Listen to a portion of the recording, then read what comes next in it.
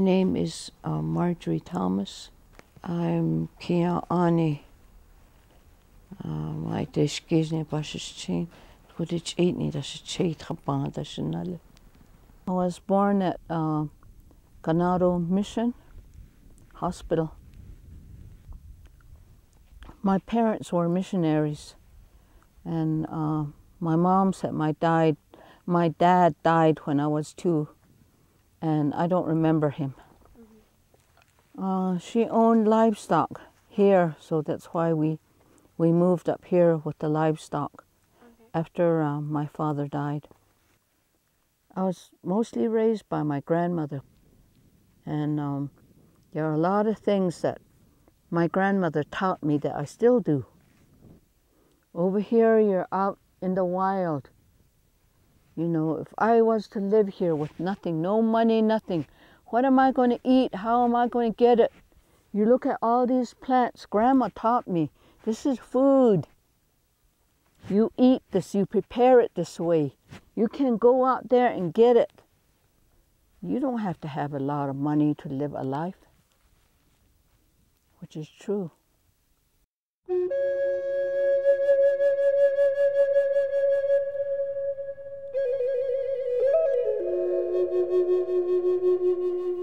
I started school down here at Chinle Boarding School. We had to live in the boarding school, and we went home once a year, just when school was out. Then in 4th grade, my mom enrolled us at Ganado Mission, and so I went to the mission school through 9th grade. That's where I met my husband, Leo Thomas. When he left the mission, I left to be with him too. He went to school down in Phoenix. One year he didn't come back, and I really missed him. He wrote to me from Phoenix.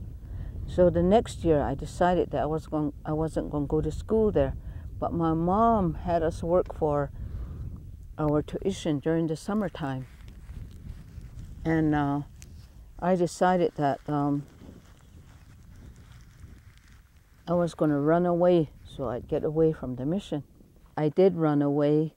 Then I told my mom a big lie. I told her girls were really mean. They beat me up and all that, which never happened really. I told her I wanted to go to Phoenix Indian School. And there was enrollment going on down here at Chinle Bureau of Indian Affairs. So my mom took me down there and enrolled me, and I went to Phoenix. When I got down there, you know, I wrote to Leo, and I got a letter from him from Ganado. Oh, I was so upset at him. I just really told him off, you know. He's the reason why I went down there. He never told me he was going back to the mission. Spring, I went to work at Torlina Boarding School. It's in New Mexico, between Gallup and Shiprock. And when I was working there in the summertime, Leo came to work there. He was going to school at Fort Lewis A&M College, and he came to work there. So we re-met. That's when he proposed to me. But he said, my wife has to be a high school graduate. Oh, shoot, what does high school graduation have to do with marriage? And, well, I loved him, and I was going to marry him. So away I went back to school. I went to Farmington Public School, and I graduated from Farmington High School. I never took 11th grade. I just had enough credits to graduate.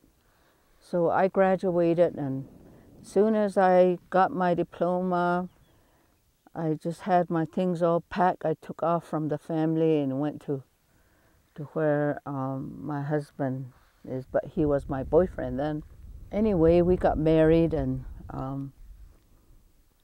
we lived in Tuba City for 30 years.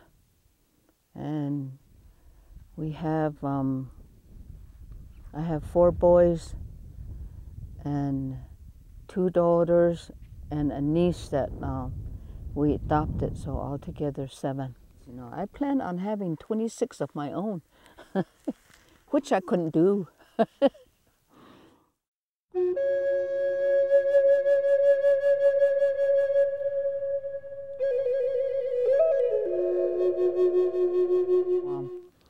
You know, when I became a teacher, it wasn't just, I did my student teaching, and it wasn't just having to do just that lesson, you know, and that's the way I learned.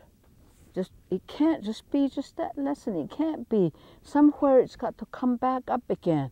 We're teaching so that that teaching can continue. I wanted to teach the children. It was easy for them to learn to read and write in English. They could do the same thing in Navajo. So I started that in my classroom. And we gave programs, you know, for parents. And my children went and they did the program in Navajo, you know, and they read, they wrote, and other teachers were really interested. Parents were interested, and other students were interested. In fact, parents said, I want my child to be in Mrs. Thomas's classroom, you know. When I became a teacher, the principals, you know, some of them weren't good principals. I thought, gosh, I could do better than them. So I decided that if our children were going to really have a good education, that I needed to become a principal too. So when I became principal, then I started the Navajo language program. I wrote the program for the school district down here. I wrote it for K through high school. And then I saw other principals. They weren't good principals. I needed to become a superintendent. Elementary, she would come on every morning, 4th, 5th, and 6th grade. And she would come on early in the morning, and that's the first thing we would do is do the Pledge of Allegiance in English and in Navajo. And then we would follow her along in the Navajo version of it. And she would be standing there on the television, you know, holding her chest and saying the whole Pledge of Allegiance. And then the one thing she would say at the end that I think everyone remembers her by is saying that you are special, you're unique, and you count. And then, you know, everyone remembers that whole little quote from her, you know. It's really cool.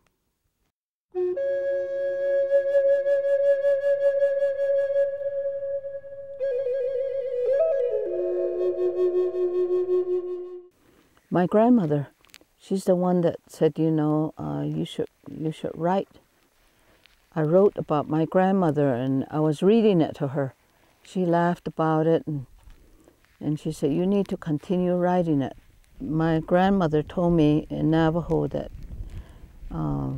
it's good that you're writing. It's good writing that you're putting down. You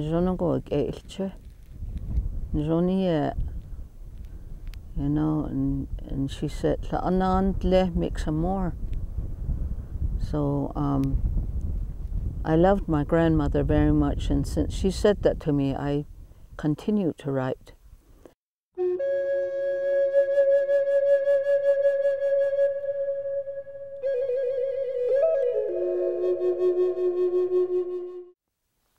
Early in the morning, I would start walking from here.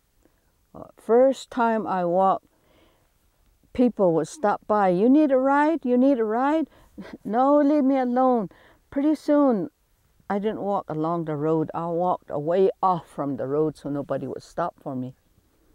And I walked all the way down onto Chinle. Used to meet at the high school. Well, later, the first year, I just passed the high school and keep going, walking on way over there, and people would stop and ask me if, you know, I needed a ride. I said, no, I'm walking. Where are you going? Window Rock. Window Rock, all the way, and the word got around, and so people joined me. People were bringing their children, dropping their children off. Oh my, no, how am I going to watch all these kids? I'm not babysitting. But I minded my own business and I was walking. There were no problems whatsoever. They ran along. They were just all... And the only thing I had to tell them is stay behind Grandma. Stay behind here. Stay off the highway. See this white line? You stay on that side. Oh, I had to remind them all the way we walked.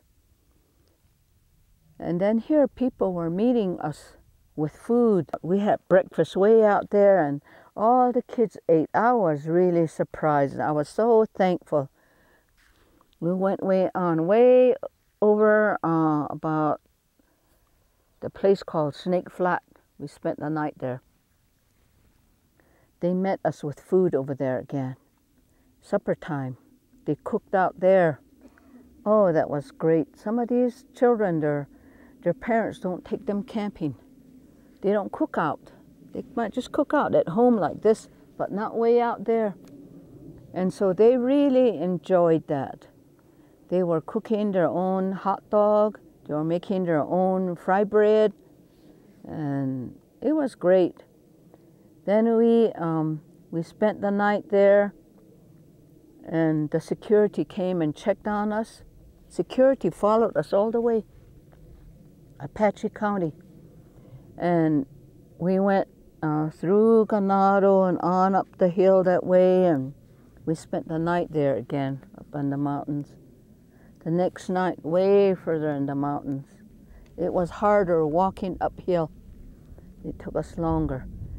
And 4 is a special number in Navajo. I had to make it in 4 days. We could have made it in maybe 2.5 days, but I had to slow down and make it 4 days. And the kids were saying, we'll be over there tomorrow. I said, no, we're not going to be over there tomorrow. You might be, but not me. I'm staying. The 4th day we'll be in Window Rock. So we slowly walked. The last day we slowly walked. We were in Window Rock by noon.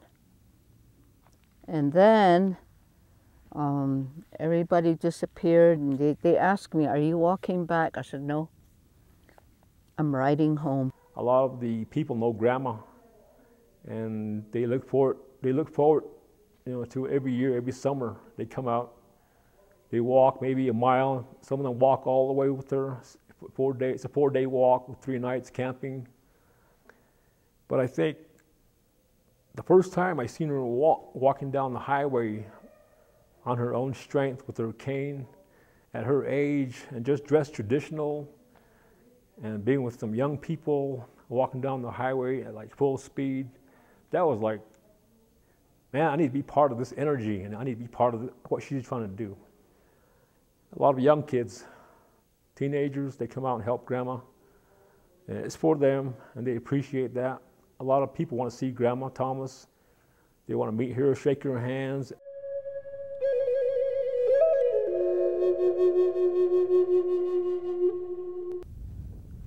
My grandmother, she was always telling me, wealth is the way you live, the way you conduct yourself, the way you speak, the way you look at things, your thoughts.